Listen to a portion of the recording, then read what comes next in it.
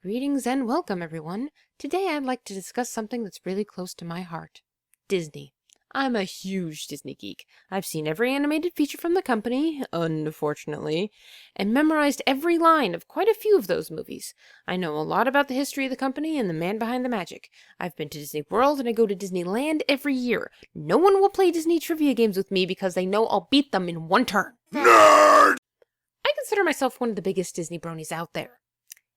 That is, until I noticed a certain canine physician put together a video about Fantasia's influence on MLP, one of my favorite movies from my childhood, and the doc didn't invite me! I'm sorry, really I am. I saw Fantasia on Netflix and I got an idea that needed to be put to a video. Wrote a script, recorded dialogue, and gathered all the necessary images in one day. When I have one of those ideas, I just can't rest until I get it finished. Please, you needn't be so upset, Sweetie Bloom. Oh, if you think I'm the only reviewer that's upset about not being invited. Huh?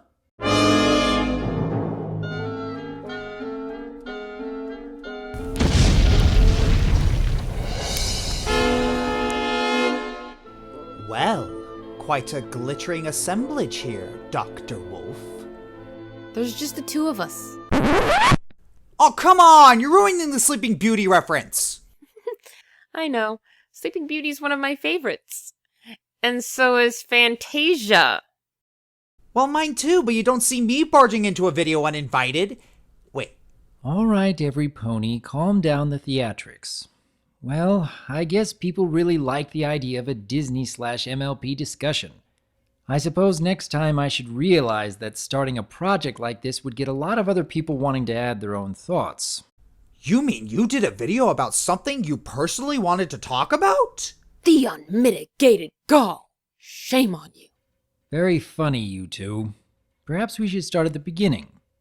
Why do people think of Disney when they watch MLP? Well, aside from the point you brought up in your Fantasia video, MLP has been compared to Disney since the beginning. I mean, when you think of high-quality cartoon animation for the whole family, what's the first thing that comes to mind? Disney! People have been using that exact phrase to describe MLP, so it's only natural people would start making comparisons. But yeah, that's just the basics. It does go deeper than that. Indeed it does. And apparently we're not the only fans to notice the connection of Disney and Friendship is Magic. When you look at fan art, music, comic, and even fan fiction, it's not uncommon to see a lot of Disney-inspired works incorporated into their designs. Many of them involve crossovers or retelling a Disney story using characters from the show. Well, the show kinda beat them to that. Disney's Pocahontas is very similar to Over a Barrel in that it tries to give a revisionist ending to the settlers-natives conflict. They both try to show that both sides of the conflict were at fault and imagine what it would be like if they were to come to peace. The difference being Disney focused more on the drama, while MLP focused more on the humor. There are other references and parallels too. Take A Canterlot Wedding. I think a lot of people were comparing that episode to Disney, both in the Disney-esque style of This Day aria, but also in some of its themes. Hypnotized groom, marrying the wrong person, The Little Mermaid, Cinderella 3, villain using lime green magic, Maleficent, Ursula, Dr. Facilier, Evil Queen from Snow White, Lady Tremaine, the list goes on. And also, of course, all queens are evil and all princesses are good. You know, things like that. Then you have episodes that actually go against the Disney tropes in a rather intentional way, like in The Best Night Ever. Each of the main six went to the Grand Galloping Gala expecting their dreams to come true. The MLP staff even threw in references to Cinderella with Twilight's spell turning an apple into a carriage and mice into horses. And the shoe scene. Ooh,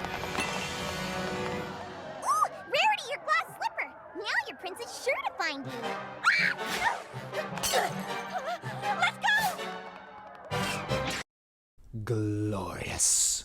And don't forget the Disney logo reference. However, the episode actually went against our expectations when none of the main six actually get what they wanted, and end the evening deciding that such a disastrous turn of events was actually for the better. Speaking of certain tropes, while Rarity could most easily be seen as the one trying to live like a Disney princess, there is one of the main six that parallels a Disney princess all the time. Fluttershy. Even she was trying to get her Disney happily ever after with her woodland friends. She's sweet, she talks to animals, she can sing. All she needs is a bow in her mane and an extremely mean family member and she's set. But there's more to Disney than princesses. So let's move on from the common bookworms becoming royalty. When a lot of people think of Disney, many times they think of bright and colorful characters and landscapes, talking animals with a lot of depth, heartfelt life lessons, coming-of-age stories, the fantasy settings, likable heroes triumphing over likable villains, and when you think about it, MLP shares that with Disney as well. Plus, the musical angle helps too. I think every review of Philly Vanilli referenced Fluttershy being a Disney princess at the beginning, and for me, the dazzling hypnotic music reminded me of that scene from Hocus Pocus. But another thing that many seem to overlook about Disney is its feel. Usually when you sit down and watch a Disney movie, go to a Disney theme park, or heck, even talk about Disney, there's always this underlying magical atmosphere. Disney has always had a feeling of optimism, that no matter how bad things seem, things always turn out okay in the end. Yes, both Disney and Friendship is Magic definitely share that feeling of optimism. Both say you may go through tribulations and heartbreaks, but pushing through and holding on to your dream is important. Holding on to a dream no matter what struggles come your way. And I suppose we should probably mention the flying elephant in the room. Both companies behind them are accused of being greedy and have overmarketed toy lines of their characters in movies. Ah yes, the toys. I won't deny that I think both Disney and Hasbro have gone overboard with their merchandising at times. And I'm rather disappointed whenever I see one of their TV shows or movies focus far more on selling their toys rather than creating a good story. It's happened many times in the past, and I won't be surprised if I see it happen again in the future. But while the merchandising has led to a lot of lackluster entertainment, we really wouldn't have a lot of our fondest movies and TV series were it not for a toy angle somewhere in its development, My Little Pony included. It just shows what an impact Disney has made on the world. First animated feature, one of the first motion picture companies to fully embrace television, and one of the early screen-to-toy merchandise in Mickey Mouse. Not to mention the impact it's had on a lot of people's upbringing. I'll bet bushels of barrels many of the staff probably saw Disney animation as their inspiration. I agree, but that's probably a discussion for another video, and we really should wrap this up. No, we can't end like this. However do you mean, Sweetie Bloom? Remember how Firebrand entered like Maleficent? Yes? Well, I think he should leave like Maleficent. Wait, didn't Maleficent get... Haha, very funny.